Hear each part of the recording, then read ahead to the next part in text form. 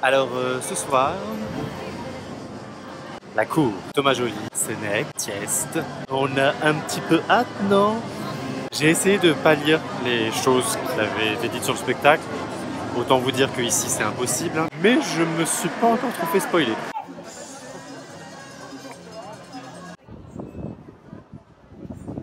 Une 3 à droite. Porte B, zone 4, rang F. C'est parti pour le labyrinthe des gradins de la cour.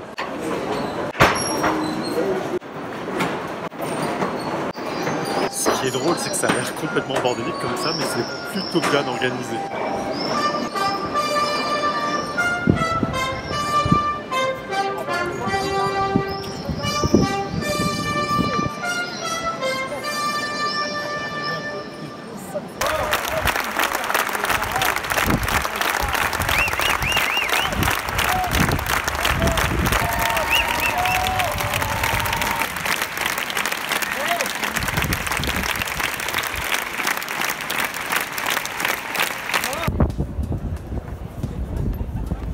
Deuxième massacre de la soirée, on tue tous les papillons. Bon, bah y a pas à dire.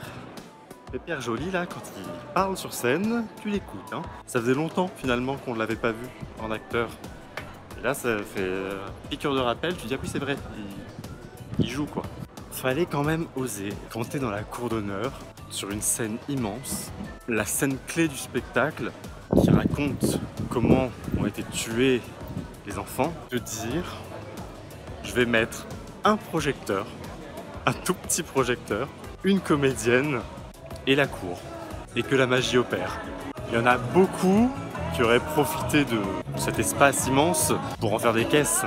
Je me suis dit c'est une prise de risque quand même. Mais d'ailleurs ça fonctionne parce que déjà ça contraste avec l'ensemble, parce qu'on a été abreuvé de lumière avant, on a été abreuvé d'effets, et d'un coup on a cette simplicité qui fait que on écoute la parole. Moi qui suis pas la personne la plus sensible au texte classique, là je me suis retrouvé à suivre l'histoire du début à la fin. Là c'est tellement bien pensé, c'est surtout que tu sens que le gars a quand même une lecture de l'œuvre. Sa lecture tu la ressens dans la direction d'acteur et dans son jeu. De ce personnage qui a perdu absolument toute émotion, qui est tellement animé par la vengeance qu'il ne ressent plus rien au point de pouvoir commettre un crime aussi atroce sans frissonner, et qui est très froid en fait, il y a presque plus de colère même en lui. Après par contre, je trouve pas que le texte soit si fascinant que ça. Certes c'est atroce, c'est dégueulasse, et ça m'a pas particulièrement donné la nausée, ou j'entendais des gens dire que c'était insoutenable.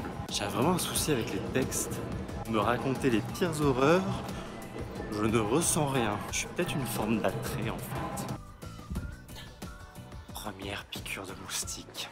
J'ai quand même oublié de parler de toute la scénographie, parce qu'il y a quand même des choses assez impressionnantes. Déjà cette tête énorme et cette main qui sont présentes, quoi. À la fois elles s'imposent et en même temps elles se fondent très bien dans le paysage de la cour. Mes petits papillons, ils sont où? Parce que j'ai récupéré des petits papillons. Il y a un énorme lâcher de papillons qui est absolument sublime, et je m'en suis pris plein la gueule, alors j'allais bien en récupérer un petit. Regardez comme ils sont beaux. La création lumière. Alors j'étais très surpris parce que forcément on entend les gens parler dans Avignon. J'avais entendu que c'était encore une fois, comme un peu dans Richard III, très pop, avec beaucoup d'effets de lumière. Je trouve qu'en fait il y en a assez peu et qu'ils arrivent à des moments vraiment d'intensité dramatique, mais que la plupart du temps c'est quand même une lumière assez sobre et un petit peu à l'ancienne aussi, de l'éclairage par le bas. C'était étonnant en fait cet équilibre entre une sorte de tradition et une grande modernité, et les deux se rejoignaient très bien. Et puis aussi c'est la première fois que je vois des lumières à ce point utiliser la cour, utiliser les fenêtres du Palais des Papes par exemple. C'est agréable de se sentir dans ce lieu et qu'on nous rappelle aussi qu'on y est. Et maintenant, bonne nuit.